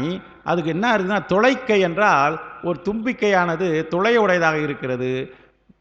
அதோடு மட்டுமல்ல, உறவோன் என்றால் வீரத்தையும் உடையதாக இருக்கின்றது. வெற்றி தருகின்ற வீரத்தை உடையதாக பலம் பொருந்ததாக இருக்கின்ற விநாயக பெருமானை குறிக்கிறார். இங்கே புகர் முக துளைக்கை உறவோன் என்பது விநாயகரை குறிக்கிறது. துளைக்கை என்பால் தும்பிக்கை குறிக்கிறது. அப்படிப்பட்ட பெருமானுடைய தந்தை எப்படி சொல்கிறார் பார். முதல்ல சாதாரணமாக சொல்கிற போது, ஒருத்தர் கூப்பிட்ற போது வாங்கய்யா வாங்க ராமாயணம் பேர் சொல்லி கூப்பிட்றத விட, நீங்கள் அப்படி இருந்தீங்களா, அங்கே பார்த்தனா இங்கே போய் இப்படி செய்தீங்களா, இதெல்லாம் செய்கிறீங்களா அப்படின்னு ஒரு அறிமுகம் பண்ணுற இடத்துல இவர் நமக்கு எவ்வளோ அறிமுகம் பண்ணுறாரு பாருங்க. கழுகுகளும் நம்முடைய பேய்களும் உறங்குகின்ற சுடுகாட்டிலே நடு இரவிலே உலகமெல்லாம் உறங்குகின்ற நேரத்திலும் பேயும் தூங்குகின்ற நாளத்திலே நடனமாடிக்கொண்டிருக்கிற பெருமானே, தும்பிக்கை உடையவனாக இருக்கின்ற பெருமானே, தும்பிக்கையாக இருக்கின்ற விநாயக பெருமானுடைய தந்தையே நெடியோன் பாக. நெடியோன் பாக என்பது இங்கே திருமாலை பாகமாக உடையவன்றார். திருமாலை பாகமாக, நெடியோன் என்பது திருமாலை குறிக்கிறது. பாகம்னா திருமாலை பாகமாக உடையவன். அது திருமுறைகளில் பயிற்சிப்படுகிறது. நெடியோன் பாக நின் உன்னுடைய, அடுத்து நம்ம சொல்லிட்டேன், உன்னுடைய வேதங்களை ஆளுகின்ற தன்மை உடையவர்களுக்கு இடர்தரு தீவினை கெடுதல் எளிதாக இருக்கும். ஏனென்றால் இத்தகைய தன்மையெல்லாம் உடையவராக இருக்கின்ற பெருமானே, உன்னுடைய வாயிலே இருந்து வந்ததாக இருக்கின்ற நின் சுடர்மொழி ஆண்மின் இருப்பது, உன்னுடைய வாயிலே வந்திருக்கிற சிறந்த சொற்களினால் ஆகிய மொழிகளினால் ஆகிய ஆண்மை என்பது இங்கே வேதங்களை குறிக்கிறது. ஆகையினால் இந்த பேய்கள் இவ்வாறு இருக்கிறது என்கின்ற செய்தியை சொல்லி தன்மையை மேற்கொள்கிறார். நாவன்மையுடையோர்க்கு என்பது துன்பம் தரும் தீவினை என்றும் விடுபடல் எளிது. ஆகவே தான் திருமுறைகளை திருப்பி திருப்பி சொல்லியிருக்கிறாங்க. நாவுக்கரசன் ஏன் சொல்லியிருக்கிறாங்க, திருமுறை ஏன் திருப்பி படிக்கணும் அப்படின்றதுக்கு இதெல்லாம் ஒரு 11ஆம் திருமுறையிலே முன்ன இருக்கிற அத்தனைக்கும் இவங்கெல்லாம் ஒரு என்ன சொல்ல போனால் பழைய மொழி அது ஜக்பந்தின்னு சொல்லுவாங்க. அது இப்படி அந்த பக்கம் இந்த பக்கம் அசைஞ்சு ஒரு அடி கூட ஒரு அங்கலம் கூட இந்த பக்கம் போகக்கூடாத மாதிரி அடுத்ததில் இத்தனை அடிக்கு இங்கே இத்தனை அடி இங்கே இத்தனை அடி 4 கிழக்கு வடக்கு மேலெல்லாம் போட்டு இதுக்கு நடுவில் இருவது தான். இதை விட்டு கூட நீ அந்த அசைஞ்சா போனால் அது இடிக்குன்ற மாதிரி அந்த ஜக்பந்தின்னு சொல்கிறாங்களோ அந்த மாதிரி பெருமான் எவ்வாறு இருக்கிறான் என்பது 11ஆம் திருமுறையிலே. அடுத்தது பெருமானுடைய நாவினிலிருந்து வந்ததாக இருக்கின்ற பெருமானுடைய உள்ளத்திலிருந்து நமக்கு உலகத்திலே கிடைக்கப்பட்டது வேதங்கள். வேதங்களை பற்றி நாம் தெரிந்து கொண்டால் மட்டும் போராது, அறிந்து கொள்ள வேண்டும், உணர வேண்டும், மற்றவர்களுக்கு சொல்ல தெரிந்து கொள்ள வேண்டும். அங்கே தான் இருக்குது. மற்றவங்களுக்கு சொல்ல தெரிகிற போது சற்று சிந்தித்தால் தான் முடியும் என்கின்ற ஒரு கருத்தை இங்கே சொல்லியிருக்கிறார்கள். அடுத்தது எளியம். எளியம் என்று எழுகிகழாது நாளும் அழியம் ஆட்செய்தாலும் ஐயோ தெளிவறிய வல்கையிலை நீள் பொறுப்ப வான் தோய் மதிச்சடையாய் கொள்கையிலை எம்மால் குறை. இந்த பின்பக்கம் வர வர வர 20 பாட்டுக்கு மேலே நாங்கள் எல்லாம் கடமையெல்லாம் சரியாக செய்து கொண்டு இருக்கிறோம், உன்னுடைய வழிபாடு செய்கிறவர்களுக்கெல்லாம் நல்ல தன்மைகள் கொடுப்பா என்பதையே சொல்லின்னு வரார் பாருங்க. எளியம் என்று எள்கி இகழாது நாளும் அழியம் ஆட்செய்தாலும் ஐயோ தெளிவறிய வன்கையிலை நீள் பொறுப்ப வான் தோய் மதிசடையாய் கொள்கையிலை எம்மால் குறை. பெருமானே தெளிவறிய, இந்த இங்கேருந்து ஆரம்பிக்கலாம். இந்த 2வது அடியில் இதில் இருக்கிற தனிச்சீர். தெளிவறிய என்றால் நாம உணர்ந்து கொள்வதற்கு அரியது. உணர்த்தினால்தான் உணரும். உயிரினுடைய தன்மையை அறிவித்தால்தான் அறியும். அதனால் தெளிவறிய நாம உணர்தற்கரிய, அதாவது கைலையினுடைய பெருமையை, பெருமானுடைய பெருமையை தெளிந்து அறிய முடியாது, அவராக அறிவித்தாலன்றி அறிய முடியாது என்பதை இங்கே ஆரம்பிக்கிறாரு. அப்படிப்பட்டவராக இருக்கின்ற வன்கையிலை நீள் பொறுப்ப. வன்கையிலை என்பது இந்த வள்கையிலை லகரமித்தான் அங்கே இருக்கு. வள்கையிலை என்றால் வள்ளன்மை பொருந்திய பெருமானுக்கு அடைமொழி கொடுக்குறா பாருங்க. வள்ளன்மை பொருந்தியது. யார் எதை கேட்டாலும் இல்லைன்னு சொல்ல மாட்டாராம். அப்படின்னா உடனே கேட்டால் கொடுத்துருவாரான்னா இப்போ இல்லைன்னு தான் சொல்லுவாரா ஒழியோ எப்பவுமே இல்லைன்னு சொல்ல மாட்டார். எல்லா உயிர்களையும் கடை தேற்றுவதற்காக பெருமாள் இவ்வளவு செய்து கொண்டு இருக்கிறார். ஆனால் இப்போ கொடுக்க மாட்டான். ஒரு குழந்தை சின்ன வயசில் போய் 1000 ரூபா நோட்டை கொடுன்னு கேட்டால் கொடுக்க முடியாது. அதுங்கிட்ட 1000 ரூபா நோட்டை கொடுக்க முடியாது. இல்லையா, நம்மகிட்ட இருக்குது. அது கொடுக்குறதுக்கு அது தகுதி இல்லையா, பெறுவது இருக்குது. ஆனால் இப்போ அதுக்கு அது தகுதி இல்லை. இதுதான் சொல்கிறார். வள்ளல் பொருந்தியவராக இருக்கிறாய், உன்னுடைய வள்ளல் தன்மையை உணர்வதற்கு அரியதாக இருக்கின்றது. தெளிவறிய வள்ளலை முடிக்கிறார். அடுத்து கைலை நீள் பொறுப்ப. கைலை என்கின்ற உயர்ந்த மலையிலே வீற்றிருக்கின்ற பெருமானே, வான்தோய் மதி சடையாய், வானத்திலே விளங்குகிறதாக இருக்கின்ற மதியை என்கின்ற சந்திரன் பிறைச்சந்திரனை சடையில உடையவனே, கொள்கையிலே எம்மாற் குறை. எப்படி இருந்தாலும் எம்மால் குறையே இல்லை. எங்களினாலே கொள் என்பது இங்கே கொள்கை. எங்களுடைய கொள்கையிலே சிறிது கூட குறைவில்லாமல் நாங்கள் என்ன செஞ்சுட்டே இருப்போம், உங்களுக்கு ஆட்செய்து கொண்டே தான் இருப்போம். உங்களுக்கு ஆட்செய்வது என்கின்ற கொள்கையை நாங்கள் உடையதாக இருக்கிறோம். ஆனால் எங்களுக்கு தெளிவடைய முடியவில்லை. பெருமானுடைய திருவள்ளுவர் இருந்தால் தான் தெளிவடைய முடியும்.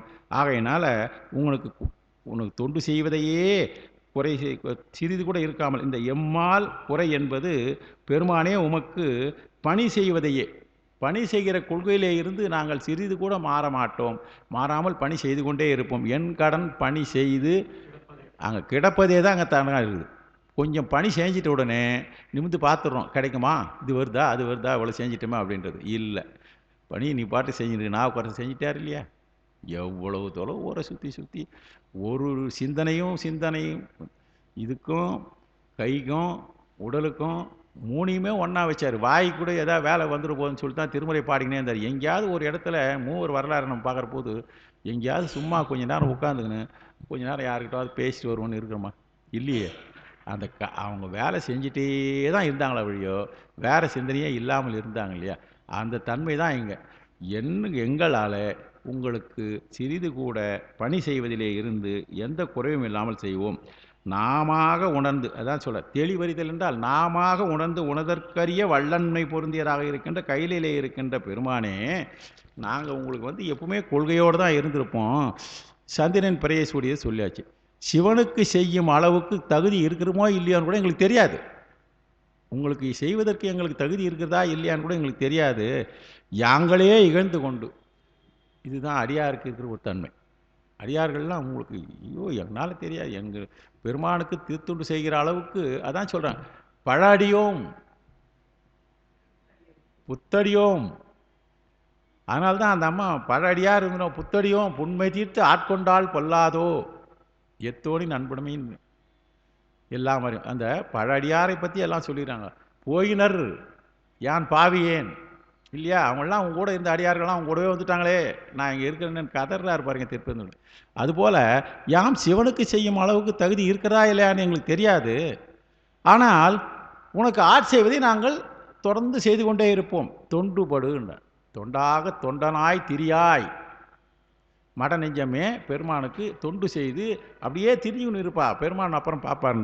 ஆனால்தான் அவர் கொள்கையே, பெருமானுடைய கொள்கை என்னான்னு நம்மால் புரிந்து கொள்ள முடியாது. ஒன்றே ஒன்று, தொண்டுபடு. தொண்டு கிழவன் இவனாம் அப்படின்னு சொல்லிட்டு அந்த முதுமையை பற்றி சொல்லும்போது திருப்புகழில் வரும். தொண்டு கிழவன் இவனாம் என இருமல் கிண்கினி முதிரையே அப்படின்னு வரும். அந்த மாதிரி எங்களை யாங்களே இகழ்ந்து கொண்டு அது பற்றி உனக்கு ஆட்செய்தல் ஒழியாது செய்கிறோம். அதனால் எங்கள் பால் எந்த குறைபாடும் இல்லை. எங்களுடைய கொள்கையெல்லாம் நீங்கள் கருத்தில் கொண்டு சிறிது எங்களுக்கு உறுத்தில் கொள்ள வேண்டும். இன்னும் எங்களுக்கு தீர்க்கவில்லையே, அது மட்டும் பெருமான்கிட்ட கேட்கலாம். தொண்டு செய்கிறோமே பெருமானே, எங்களுக்கு எப்பொழுது அருள் வேண்டும், உன்னுடைய அருள் வேண்டும். நான் வள்ளலாறு எல்லா இடத்துலையும் இது செய்ய, இப்படியே எப்போ அருள் வருமோ, எப்போ வரும், இப்போ வருமோ, எப்போ வருமோ அப்படின்னு சொல்லிட்டு கேட்டுட்டே இருப்பார். அதே தான் எங்கள் குறை இருந்து சொல்லியிருக்கிறார்கள். எம்பால் ஆனால் நாங்கள் செய்கிற பணியை இதை நான் செய்து கொண்டே இருக்கிறோம். அதுதான் ஒன்று. பணி செய்வது தான் என்ன, பணி செய்யவில்லை என்றால் எது கிடைக்காது? உழைப்பு இருந்தால்தான் ஊதியம் இருக்கும். அந்த உழைப்பு ஊதியம் கூட சொல்லி நிறுத்தலை. உழைப்புக்கு ஏற்ற ஊதியம் நாங்கள் சொன்னாங்க பாருங்கள், அதுக்கு ஏற்ற மாதிரி தான் ஊதியம் கிடைக்கும் என்கிற ஒரு தன்மை இருக்கிறது. ஆகையினால் எங்கள் என்ன சொல்கிறேன்னா, நீங்கள் பயன் கருதாது பணி செய்து கொண்டே இருங்கள். பெருமான் திருவருள் இருக்கும். பெருமானுடைய திருவருள் இன்னது என்று நம்மால் தெளிந்து தேர முடியாது. அவர் அப்படிப்பட்ட தன்மை உடையவர் என்கின்ற செய்தியை இந்த பாடலில் சொல்கிறது. அடுத்தது, குறையா பலி இவை கொள்கையன் கோள்வளையும் கலையும் திரையாய்க் கொண்டாய் இனி செய்வதென் தெய்வ கங்கை புனலின் பொறையாய் ஒரு கடல் நஞ்சுண்ட கண்டா பொடி அணிந்த இறைவா இடு பிணக்காட செம்மேனியம் வேதியனே. இங்கு கடைசியில் வேதியன் என்று சொல்கிறார். விழியுது. வேதியன் என்றால் வேதங்களுக்கு தலைவனாக இருப்பவன், வேதங்களை தலையிலே உடையவன் சொல்லுவாங்க. வேதங்கள் ஐயா என ஏங்கி ஆழ்ந்து அகன்ற நுண்ணியனே இல்லையா? வேதங்கள் ஐயா என ஏங்கி ஆழ்ந்து அகன்ற நுண்ணியனே, அது நம்ம திருவாசகத்தில் முதல்ல வரதான். அது அப்படிப்பட்ட பெருமான் வேதங்களினுடைய கருத்தானவனாக இருக்கிறான் என்பது பொருள். வேதியன் வேதங்களுடைய கருத்தாக இருப்பவன், வேதங்களை உலகு கொடுத்தவன் சொல்லிட்டு இப்போ 3 பாடலுக்கு முன்னே வந்தது. ஆக வேதத்துக்கெல்லாம் அவர் தான். இதில் திருவடி புகழ்ச்சியில் இந்த வேதங்கள்னு ஒரு 10 வரி சொல்லுவார். மறை துதிக்கும் படம், மறைமுடி பணியாமதும், மறைக்கும் எட்டா பதம், மறைப்பிரிவுகைப்பதும், மறை பாதுகை செம்பதம். வேதங்களுக்கு பெருமானுடைய பாதுகை அதனுடைய தலையில் இருக்குதான். என்ன அருமையான தொடர் அதெல்லாம். மறையை பற்றி சொல்லுவார். அதனால் இந்த மறைக்கு முடிவாக இருக்கின்ற பெருமானே, வேதங்களுடைய கருத்தாக இருக்கிற தன்மையுடையவனே, எங்களுக்கு நாங்கள் உங்களுக்கு என்ன கொடுத்தோம்? குறையா பலிவை கொள்கையன் கோள்வளையும் செய்தாய் இனி செய்வதன் நீ. அதுக்கப்புறம் எங்ககிட்ட இருக்கிற இந்த எங்கள் பலியாக இவளை கொள்கை என்று எதெல்லாம் கொடுத்துனோம்? எதையோ நாங்கள் கொடுத்தோம். எங்களுடைய கை வளையை கொடுத்தோம், கலை வளையம் கொடுத்தோம். இதுக்கு மேலே நாங்கள் என்ன செய்ய முடியும் உங்களுக்கு? அதான் சொல்கிறார், கொள்கை பலியாய் இவை கொள்கை என்று. இங்கே ஒருதலை காதலிலே இருக்கிற ஒரு பெண்ணு, அவள் பெருமான்கிட்ட கேட்குறான். ஏன்னா பெருமான் இவருக்கு மேலே காதல் கொள்ளவில்லை. எப்பவுமே இந்த கைக்கிளை என்கின்ற தன்மையிலே இருப்பவர் ஒருதலை காதல்னு பேர். பெருந்தனை என்பது பொருந்தா காமன்னு பேர். இந்த கைக்கிளையிலே இருக்கிற தலைவி பெருமானிடத்திலே கேட்குறார், என்னால் ஆனதெல்லாம் நான் உனக்கு கொடுத்துட்டேன், என்னுடைய மனசை உங்கள்கிட்ட கொடுத்துட்டேன், இன்னும் இது எத்துக்குப்பா? நீ பலி திரிகிறவன் தானே, நீ பலி ஏற்று திரிப்பவன் தானே, ஆகையினால உனக்கு இந்த எடுத்துக்கன்னு சொல்லிட்டு கோல் வளை எங்களுடைய ஆடையெல்லாம் நெகிழ்ந்து போகிற அளவு கொடுத்துட்டோம். வளைகள் எல்லாம் வளையலெல்லாம் அவிழ்ந்து உன்னுடைய போட்டுட்டோம். வளையையும் கொடுத்துட்டோம். கலை என்னது பாருங்கள், கோல் வளை என்றால் நாங்கள் அணிந்து கொண்டிருக்கின்ற வளையல்கள் வளை. கலைன்னு இருக்குது பாருங்கள். கலை என்றால் ஆடை நெகிழ்கிற அளவுக்கு. ஆக என்னென்னா மனசையெல்லாம் நாங்கள் உருக்கி விட்டோம், நெஞ்சம் உருகி கொண்டு இருக்கிறது என்று திரையாய் கொண்டாய். சரி, இதெல்லாம் வாங்கிக்கினேன், இதுக்கு மேலே நாங்கள் என்ன செய்ய முடியும் அப்படின்னு கேட்குறாங்க. என்ன கேட்குறாங்க? வேதியனே என்று பெருமாளை விழித்திருக்கிறாங்க. தெய்வ கங்கை புனலில். தெய்வ கங்கை என்றால் வானலோகத்திலே இருக்கின்ற கங்கை. தெய்வ கங்கை புனலின் பொறையாய். ஆக இந்த தலையிலே சூடி இருக்கின்றது என்ன என்றால், தேவலோகத்திலே இருந்து விடுந்ததாக இருக்கின்ற கங்கையை தலையிலே பொறுத்து கொண்டு இருப்பவனே. அது மட்டுமல்ல, ஒரு கடல் நஞ்சு உண்ட கண்டா, கடலிலே இருந்து வந்ததாக இருக்கின்ற நஞ்சை உண்டைய கண்டத்தை உடையவனாக இருப்பான். அது மட்டுமல்ல, பொடி அணிந்த இறைவா, அவர் அணிந்து கொண்டு இருப்பது எல்லாம் சாம்பலை அணிந்து கொண்டிருக்கிறவன். இடுபிணக்காட, பிணங்கள் எரிக்கப்படுகின்ற கானகத்திலே இருக்கின்ற பெருமானே. எத்தனை செய்தி சொல்லிட்டார். பிணக்காடன்னு சொல்லிட்டாரு, பொடி அணிந்தன்னு சொல்லிட்டாரு, நஞ்சிந்த கண்டான்னு சொல்லிட்டாரு, கங்கையை பொறிய உடையவனாக இருக்கிறேன்னு சொல்லிட்டாரு. இவ்வளவும் சொல்லிட்டு எம் வேதியனாக இருக்கிறாய், எங்களுக்கெல்லாம் வேதத்தினுடைய கருத்தை சொல்லுகிற தன்மை உடையவனாக இருக்கிற பெருமானே, எங்களால் ஆனது நாங்கள் எங்களுடைய. இப்போ என்ன, அன்பு அதிகமாகிற பொழுதுதான் உடல் இழைக்கும். ஒருவர் மீது அதிகமாக அன்பு மீது ஒன்றது பொழுதுதான் அவர்கள் உடலை பற்றியும் ஆடையை பற்றியும் அதை பற்றி கவலைப்படாமல் பெருமானுடைய திருவருளையே பெற வேண்டும் என்ற எண்ணத்தோடு இருக்கிறோம். இதுக்கு மேலே நாங்கள் எதுவும் செய்ய முடியாது. பெருமானை இனிமேல் நீங்கள் தான் எங்களுக்கு செய்ய வேண்டியதெல்லாம் கொடுக்க வேண்டும். அதனால் இப்படிப்பட்ட தன்மை உடைய பெருமானே எனக்கு நீ உங்களுடைய திருவருளை தர வேண்டும் என்று கேட்கிறார். இறையா என்பது இறையன், இறையாக கொண்டவன் பேர். இறை என்பது ஆகுதி. ஆகுதி என்பது பிச்சை பாத்திரத்தில் போடுகிறதா இறை தான் அது. அப்படிப்பட்ட தன்மை உடையவன். அடுத்தது அகவற்பா 28. வேதியர் பெருமை. பெருமானை வரிசையாக விழிக்கிற பாருங்க. வேதியர் பெருமை விண்ணோ தலைவ ஆதி நான் முகத்து அண்டவான செக்கர் நான்மறை புத்தேள் நாட காய்சின மழவிடை பாக நின் மூவிலை நெடுவேல் பாடுதும் நாவலம் பெருமை நல்குவோய் எனவே. பெருமானே, இப்போ இந்த பாடலை பாருங்கள். திருமுறைகளுடைய ஒரு நல்ல கருத்து சொல்கிறார். பெருமான் பாடி பணி கொள்பவரை மிக்க விரும்புவார். அதோடு பண்ணோடு இசைபாடும் அடியார்கள் குடியாக, இல்லையா? பாடும் அடியார்கள் குடியாகன்னு சொன்னாங்க. இசை இல்லாது பாடுவது. பண் பொருந்த இசை பாடும் என்கின்ற ஒரு தொடர்பு வருகிறது. திருமுறையில் நிறைய பண் 40-50 இடத்துல வருது. ஆக இசைபாடும் அடியார்கள் குடியாக இருக்கிறான் நான் பெருமான். இசைப்பாடுங்க அடியார் கொடுக்குற பெருமான். இங்கே அதுதான் நாங்கள் பாடுவதற்கு விரும்புகிறோம். பாடுவதற்கு என்ன தேவை? நாவன்மை தேவை. உன்னை பாடுவதற்கு இதை சொல்கிறார் பாருங்க.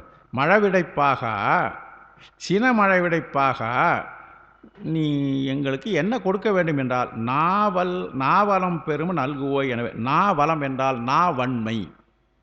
வளம் என்பது வன்மை. நாவன்மை எங்களுக்கு தருவாயாக பெருமானி, நல்குவோய் கொடுப்பாயாக. கடைசி வரி எங்களுக்கு உண்மை பாடுவதற்காக. நாவலம் கொடுப்பன பேசுவதற்காக கேட்கவில்லை. இங்கே என்ன சொல்கிறார்? அப்போ தெரியுது. அதனால தான் திருமுறைகளை நமக்காக தந்துவிட்டு சென்றிருக்கிறார்கள் என்பது தெரிகிறது. பெருமான் திருமுறைகளை இந்த மூவர் பெருமக்களை நமக்கு அனுப்பிச்சு 4வது ஒருவரையை கூப்பிட்டு பாதி கூப்பிட்டு 51 பதிங்க இல்லைன்னா வந்தே இருக்கார். அவர் கூப்பிட்டு போயிட்டு இருந்தார்னாங்க. பக்குவமான பிறகு தான் கூப்பிட்டாரு. திருப்பெருந்துறையில் கூப்பிட்டு நேராக வாடாப்பா மாணிக்க வாசகரான்னு கூப்பிட்டு போனால் இல்லை, நமக்கு இந்த திருவாசகமே கிடையாது. ஆகையினால இந்த பெருமக்களை அனுப்பித்து பெருமானை பாடுவதை ரொம்ப விரும்புவான்.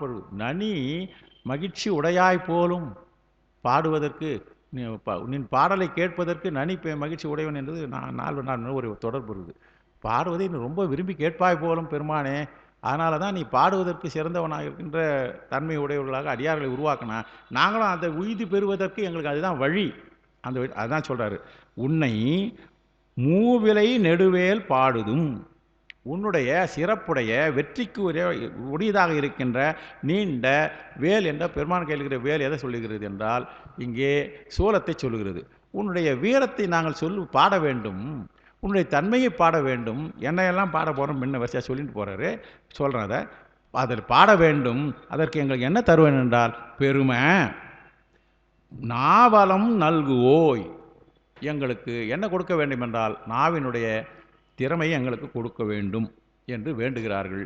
இப்போ பெருமானை விழிக்கிறார்கள். என்னவெல்லாம் குறிக்கிறார்? வேதியர் பெருமை. இங்கே பாருங்கள், உலகத்தெல்லாம் நமக்கு இருக்கிற உலக வரிசையாக சொல்லிட்டார். வேதியர் என்றால் நிலத்தேவர்கள். நம்மக்கிட்ட கூட சொல்லுவோம், பூமியில் இருக்கிறவங்களாம் யாருன்னா பூசுரர், நிலத்திலே இருக்கின்ற தேவர்கள்.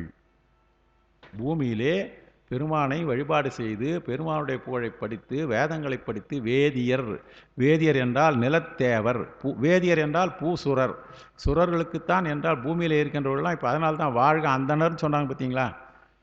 தன்மை உடையவர். அங்கே அந்தனர் என்று சொல்லுவோம். தன்மை உடையவர்கள், சிறந்த தன்மை உடையவர்கள். அவள் என்ன வேதங்களை படிக்க வேண்டும், வேதங்களை பொருளை உணர செய்ய வேண்டும், கல்வி கேள்வியிலே சிறக்க வேண்டும் என்று வேதங்கள் வழிப்படி நிற்க வேண்டும். வேத நெருப்படி நில்லு, நல்லோர் வாழும் வழியினை வேண்டிய கொள்ளு, மானுடம் என்று வந்தீரே மண்மேலே எத்தனை நாள் இருப்பீரோ சொல்வீரே என்று ஒரு பாடல். ஆக வேத விடிப்படி நில்லுன்னு சொல்லுவாங்க. அந்த வேதங்களை படித்து அதன்படி நிற்கின்றவர்களாக இருக்கின்ற வேதியர் என்றால் நிலத்தேவையில் இருக்கிற நில உலக சொல்லிட்டாரா? நிலத்தேவராக இருக்கிற பூசுரர். பெருமானே விண்ணோர் என்கிற போது நிலத்துக்கு மேலே இருக்கிற விண்ணோர் வானகத்தேவர்களுக்கு தலைவனாக இருப்பவனே, தேவதேவன். தேவன் மெய் சேவகன் என்று வருகிறது. அதனால் பேர் தலைவனே. ஆதி நான்முகத்து அண்டவான, ஆதி நான்முகத்து அண்டவானன் என்றால் நான்முகன் என்கின்ற பிரம்மதேவன். பிரம்மதேவன் இருக்கிற உலகம் பிரம்ம உலகம். எப்படி சொல்கிறார் பாருங்க. கீழே இருக்கிற பூமி, பூமி என்று சொல்வதற்கு பூசுரர், பூமியிலே இருக்கின்றவர்களுக்கு. விண்ணோர் என்பது வானதேவர்கள் இருப்பவர்களுக்கு. ஆதி நான்முகத்து அண்டவான என்றால் நான்முகத்தை உடையனாக பிரம்மனுடைய அண்டம் என்று சொல்கிற பிரம்ம லோகத்திற்கு. வான என்றால் தலைவனே. செக்கர் நான்மறை புத்தேள் நாட, புத்தேள் உலகம் என்பது செம்பொன். செக்கர் நான்மறை புத்தேள் நாட என்றால் செம்பொன் நிறத்ததாக இருக்கின்ற, செக்கர் என்பது செம்மேனி, செம்பையுடைய நிலம். அந்தி செவ்வானம் என்று சொல்வார்கள், செக்கர் வானம் என்று சொல்வார்கள். செவ்வானம் அந்த சிவந்தை நிறைக்குரிய செம்பொன் நிறத்ததாக இருக்கின்ற அவருடைய வானம் எது என்றால் புத்தேள் நாடு என்றால் இங்கே சத்தியலோகத்தை குறிக்கிறது. எத்தனை உலகத்தை சொல்லி வர்றார் பாருங்க. பூமி, வானதேவது, பிரம்மவண்டம், புத்தேளிர் இருக்கின்ற உலகமாக இருக்கின்ற சத்தியலோகம். அதுக்கப்புறம் ஏன் சார் இந்த விஷ்ணு உலகத்தை விட்டுட்டாருன்னு ஒன்று இருக்குது இல்லையா? பரமபதம் ஒரு உலகம் இருக்குது இல்லையா? அது ஒரு உலகம் தானே. அதுக்கு பாருங்க, காய்ச்சின மழை விடைப்பாக, அந்த விடைப்பாகன்னு சொல்லியிருக்காரு இல்லையா? காய்ச்சின மழை விடைப்பாகன் என்றால் போன பாட்டில் சொன்னார் பெருமான் எங்கே இருக்கிறாருன்னாக்கா இங்கே திருமாலை வைத்து கொண்டு இருக்கிற இடமா சொல்கிறாரு. ஆக என்னால் அந்த திருமால் வைகுந்தத்தை அங்கே குறிப்பித்து விட்டார்னர். ஆக இத்தனை உலகத்தையும் உடையவனாக இருக்கின்ற பெருமானே. ஆனால் இதில் இத்தனை உலகத்தையும் சொல்லிட்டாரு. இவர்களுக்கெல்லாம் சிறப்புடையவனாக இருக்கின்ற பெருமான், யார் யாருக்கெல்லாம் தலைவனாக இருக்கிறேன்னு சொல்லிட்டாரு. சொல்லி உன்னை நாங்கள் பாட வேண்டும், வேதத்தின் அடிப்படையிலே உன்னை உணர்ந்து பாட வேண்டும். எங்களுக்கு என்ன தர வேண்டும் என்றால் நாவலம் தருக. நாவில் துணை இருப்பாய் சரஸ்வதினு எங்கெல்லாம் கேட்டுங்கிறாங்க. இவங்க எங்கே பிடிச்சாங்க பாரு. எங்களுக்கு நீ தாப்பா, உன்னை தவிர இது கொடுக்கறதுக்கெல்லாம் யாரும் கிடையாது. நாவலம் தருக. எதுக்கு? உன்னுடைய பெருமையை நாங்கள் பாட வேண்டும். ஏனென்றால் எல்லா உலகத்துக்கும் நீ தான் தலைவன், எல்லா உலகங்களும் உன்னுடைய ஆட்சியின் கீழ் இருக்கிறது. அப்படிப்பட்ட பெருமானே எங்களுக்கு அது தன்மை தருவதாக என்று சொல்கிறார்கள். அதனால் அடுத்தது 28 முடிச்சிடலாம். எனவே உலகெலாம் என்று இளைஞர் ஏச நனவே பலிதிரி நாளும் சினவேங்கை கார்க்கையிலை நாட களிற்று ஈர் உரி அல்லால் போர்க்கையிலை பேசல் நீ பொய். பெருமானே நீ பொய் பேசாத, பேச வேண்டியதில்லை. என்ன சொல்கிறார் பாருங்க. எனவே என்பதை எனக்கு கடைசியில் கொண்டாந்து வரியில் சொல்கிற போது பொருள் கொள்கிற போது கொண்டாடணும். என்னென்ன உனக்கு தன்மை என்று சொல்லுகிறார்கள். உலகெலாம் என்று இளைஞர் ஏச நனவே பலி திரிகின்றார். இளைஞர் என்ப சொல்லுக்கு இங்கே அறியாமையில் இருப்பவர்கள், உன்னுடைய செயல்பாடுகள் என்னதென்று தெரியாமல் இருக்கின்ற அறியாமை உடையவராக இருக்க இளைஞர். இது ஏற்கனவே ஒரு பாடலை நம்ம பார்த்துருவோம். இளைஞர் என்றால் அறியாமை உடையவர்கள் பெற்று இந்த இளைஞர்கள்லாம் ஏசும்படியாக நடவே பலி திரி, எல்லாரும் தெரிகிற மாதிரி பலி திருதி. நீ இங்கே பலியேற்று திரிந்து கொண்டு பிச்சை ஏற்று திரிகின்றிருக்கிறாய். அது மட்டுமல்ல, சினவேங்கை கார்கையிலை நாட. சினம் என்றால் கோபத்தை உடையதாக இருக்கின்ற, வெற்றியை பெறுவதையே குறிக்கோளாக இருக்கின்ற வேங்கையினுடைய வேங்கை உரியதாக இருக்கின்ற, அதாவது மலைக்காடுகளிலே வேங்கை இருக்கும். சின வேங்கை கார்கையிலை என்றால் கரிய மேகம் உடையதாக இருக்கின்ற கைலை. கைலை மலையிலே வனத்திலே வேங்கையில் இருக்கிறது. கரிய மேகங்கள் கார் கையிலை என்று வருகிறது. கார் என்றால் கருமை நிறத்தை குறிக்கிறது. அதனால் கரிய நிறத்தை உடையதாக இருக்கின்ற, மேகத்தை உடையதாக இருக்கின்ற கார்வானம்னு சொல்லுவாங்க. கார்வானம்னா என்னென்னா, வானத்திலே மழை தருகிற மேகம் வந்தனால கரிய வானம்னு சொல்லுவாங்க. கார் என்பது கருமையும் குறிக்கிறது, அது மேகத்துக்கு ஆகி வருகிறது. கார் கைலை என்றால் கரிய மேகத்தை உடைய கைலைக்கு தலைவனாக இருக்கின்ற நாடனே களிற்றீர் உரியரால். களிற்றினுடைய ஈர்தல் என்றால் உரித்தல், ஈர்தல் என்றால் உரித்தல். களிற்றினுடைய உரித்த யானையினுடைய தோலை உடையவனே, அது தவிர வேற எதுவும் நீ சிறந்த போர்வையாக போர்த்தி கொள்ளவில்லை உடையவனே. எனவே பேசல் நீ பொய். இந்த எனவே என்பது முன்ன கொண்டாடணும். இந்த முதல் இருக்கிற எனவே பேசல் நீ பொய். என்ன சொல்கிறார்? 2 வாரம் வெளியே கொடுக்குற பெருமானே, சினவேங்கை, கரிய மேகம் இவைகளை உடைய கைலைக்கு இடமாக இருக்கின்ற பெருமான். பெருமான் கைலையில் இருக்கிற பெருமான்றதுக்கு இவ்வளோ சொல்லிட்டார். எப்படியெல்லாம் சுற்றி வர்றாரு பாருங்க. சினவேங்கை கார் கைலை நாட.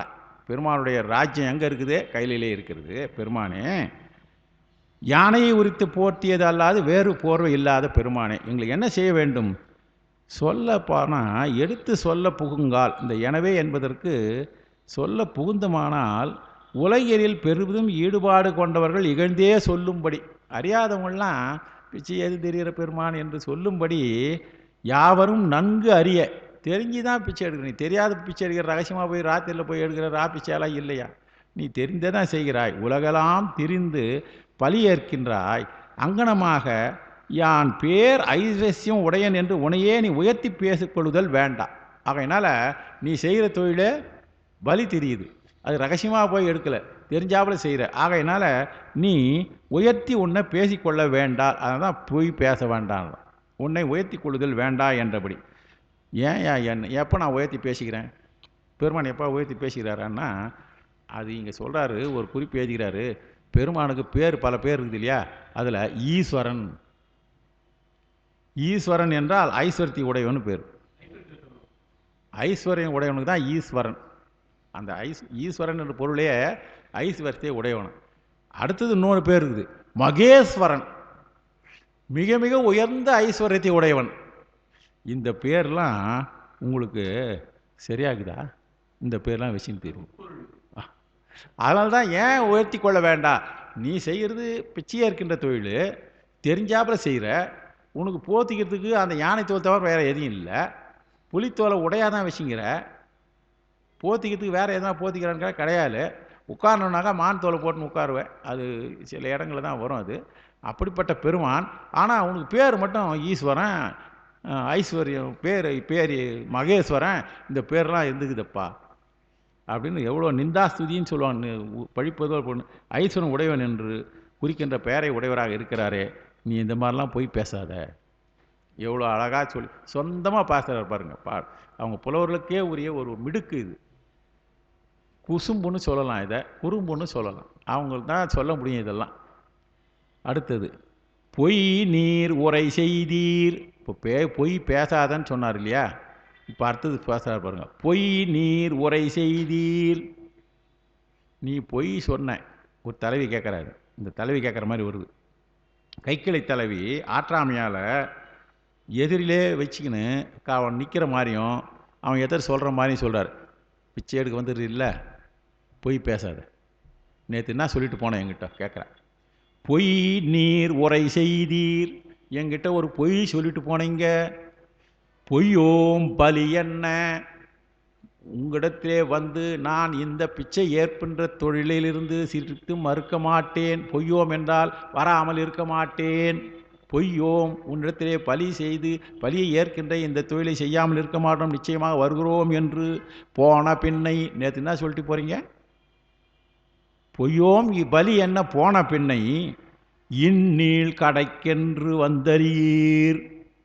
அதுக்கப்புறம் ஒரு நாள் கூட எங்களுடைய வாசலில் வந்து பலி ஏற்கவே இல்லை. நீங்கள் இப்போ ஒரு நாள் வந்தீங்க,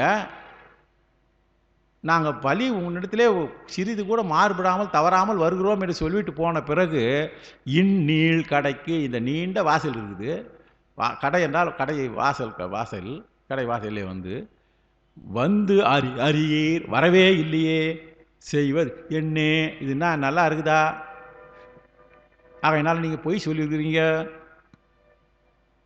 பெருமானை இப்படி பெருமாட்டி கேட்குற மாதிரி கேட்டு, செந்நீர் வளை சடை திங்கள் பிளவொடு கங்கை வைத்த முன்னீர் பவள திரட்சக்கர் ஒக்கும் முதல்வனே, செம்மேனியம்மானே சொல்கிறார். செக்கர் ஒக்கும் முதல்வனே, முதன்மையானவனே, சிவந்த தன்மையுடைய சிவந்த நிறத்தை உடையவனே. முன்னீர் பவளம் என்றால், முன்னீர் என்பது இங்கே நம்முடைய கடலை குறிக்கிறது. முன்னீர் என்பது கடல் இருக்கிறது. அந்த கடலிலே இருக்கின்ற பவளத்தை ஒத்ததாக இருக்கின்ற மேனி செக்கர், அதாவது சிவந்த நிறத்தை உடையதாக, செம்மேனி உடையவனாக இருக்கிறான், பவள நிறம் உடையவராக இருக்கிறான். அவர் எப்படிப்பட்டு இருக்கிறார், கூடையில் வந்து கங்கை வச்சிருக்கிற, திங்கள் பிளவு வச்சிருக்கிற, மூணாவது அடி செந்நீர் வளரு சடை. செந்நீர் என்றால் கடலிலே இருந்து, இந்த செந்நீர் என்பது மேலே இருந்து வந்திருக்கின்ற கங்கை நீர், செம்மையை தருகின்ற நீர். அந்த செம்மையை தருகின்ற நீர் என்பதுக்கு தான் எங்கே பிடிச்சாலும் வெந்நீரில் குளித்தா கூட கங்கா ஸ்நானம் ஆச்சான்னு கேட்குறோம். அப்படின்னா நான் அந்த கங்கையானது செம்மை செய்யக்கூடிய தன்மை உடைய நீர் என்பது தான் அந்த கங்கை என்பதற்கு. அந்த செந்நீர் வளரு சடை, வளர் சடை என்றால் இருத்தல், கண் வளராய் என்றால் தூங்கி இருப்பாயாக அப்படின்னு, இந்த வளர்தல் இருக்கின்ற தன்மை உடையவராக. அது மட்டும் இல்லை, அந்த சடையிலே திங்கள் பிளவோடு, திங்கள் பிளவு என்பது இங்கே பிரச்சனை குறிக்கிறது. கங்கையையும் வைத்து கொண்டு இருக்கின்ற பெருமானே நீ என்ன இந்த செந்நீர் கங்கைன்னு கொண்டாந்துனாங்க. செந்நீர் கங்கை சேர்த்துட்டு வளர் சடையிலே செந்நீர் கங்கையையும் திங்கள் பிளவோடும் வைத்த முதல்வனே என்ற பெருமானுக்கு அப்படி சேர்த்துடணும். முன்னீர் பவளத்திரள் உருவத்தை சொல்லுகிறார். பவளம் போன்றது, கடலிலே இருந்து வருகின்ற பவளம் போன்றது, கடல் பவளம் சொல்லுவாங்க.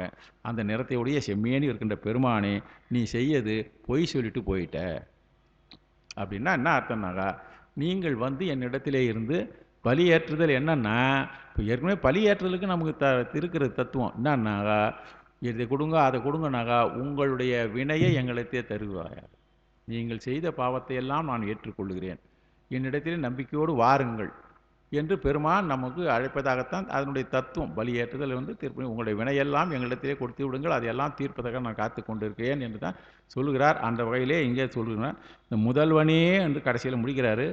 இந்த இந்த பதிகத்திலே முதல்ல தொடங்குகின்ற பொழுது முதல்வன் என்று தான் தொடங்குவார். முதல் பாடலிலே முதல்வன் வகுத்த மதலை மாடன்னு தொடங்குறார்.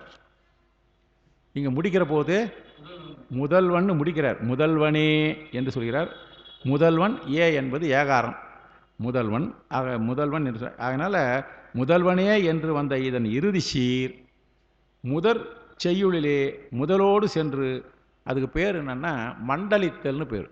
பொருந்துதல், மண்டலித்தல் என்பது பொருந்துதல், பொருளோடு பொருந்துதல் என்ற தன்மை உடையதாக இருக்கிறது என்கின்ற செய்தியை இவர் சொல்லியிருக்காரு. சரியா போச்சு, முடிச்சிக்கலாமா? சரி.